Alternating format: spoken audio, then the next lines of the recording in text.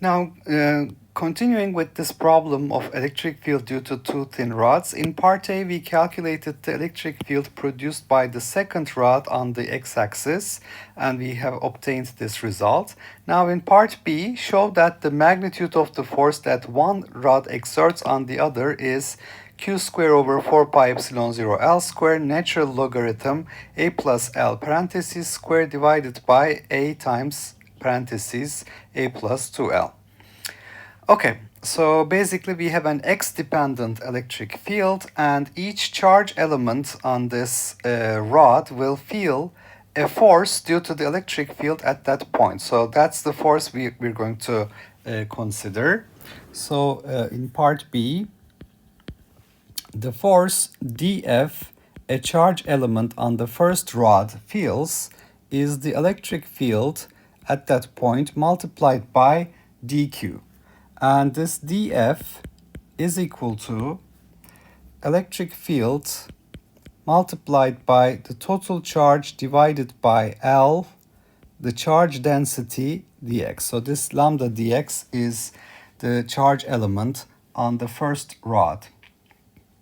So this gives us the total force F is equal to the integral over the full rod from 1/2 A to 1/2 A plus L. The electric field we have capital Q over 2 pi epsilon 0 L. It will be multiplied by Q over L. So we will have capital Q squared divided by 2 pi epsilon 0 L squared. And then we have 1 over 2x plus A minus 1 over 2x plus 2L plus A in I hat direction. So this is multiplied by dx in I hat direction. You can see that the electric field is pointing in this direction. These are two positively charged rods, so they repel each other. So the force each charge element feels is also in plus I hat direction. Okay, now if I perform this integration, which is a straightforward integration, F is equal to capital Q squared divided by 2 pi epsilon 0 L squared. Now the integral of dx over 2x plus a, that is 1 over 2 natural logarithm 2x plus a, right? Because the derivative will give us a 2 and it's 1 over the function, so it would be 1 over 2x plus a as the derivative. And for the second term, it is minus 1 over 2 natural logarithm 2x plus 2L plus a. And the derivative is 2 divided by 2x plus 2L plus a. 2's will cancel and I will get this. So we have checked. And this will be evaluated between x equals 1/2 A to x equals 1/2 A plus L. And the force will be in I hat direction. Okay, so let's do the evaluation. The force F equals, I can take the 1 over 2 out, Q squared over 4 pi epsilon 0 L squared. So first I'm going to put x equals 1 over 2 A plus L. So I will have natural logarithm. 2x is A plus 2L. So this is going to be A plus 2L plus A.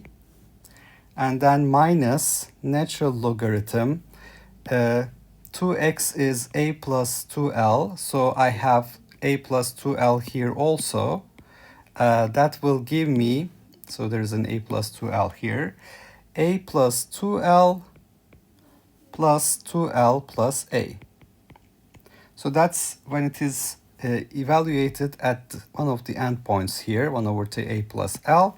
And then we will subtract from it minus natural logarithm. Evaluated at 1/2 a, I will obtain a plus a plus a, and minus evaluated at 1/2 a, I will obtain a plus 2l plus a. So it is 2a plus 2l. And the force is in I hat direction. Okay, so this force F is q squared over 4 pi epsilon 0 L squared. The first term here is natural logarithm 2a plus 2l. Then I have minus natural logarithm 2a plus 4l. Then I have minus natural logarithm 2a. Then I have plus, because there's a minus sign here, plus natural logarithm 2a plus 2l, and this whole thing is in I hat direction. Now, you can see that I will obtain 2 times natural logarithm 2a plus 2l. That can be written inside the natural logarithm as a square.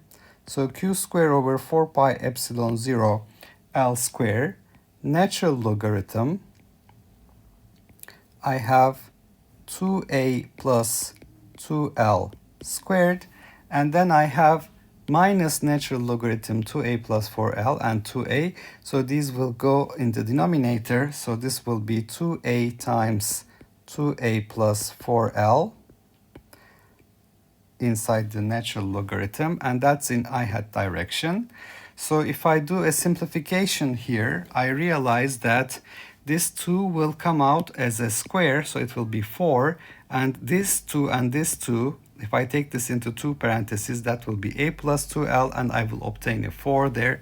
So they will cancel. So the total force F is then q squared over 4 pi epsilon 0 L squared, natural logarithm a plus L squared divided by a times a plus 2L in I hat direction. So this should be the answer for the force. So if I look at the suggested answer, I see that it is identical. So this indeed is the magnitude of the force. The direction is I hat direction. So what we have done in this case is basically, knowing the electric field as a function of x, we have integrated for all charge element the force that acts on it. The force is in this direction, so they add up. So the total force on this rod is the integral from 1/2 a to 1/2 a plus l over all charge elements. The differential forces are given by E dq, where dq is q over l dx. So we have written E times q over l multiplied by dx and integrated over the full length of the rod, and we obtain the suggested answer.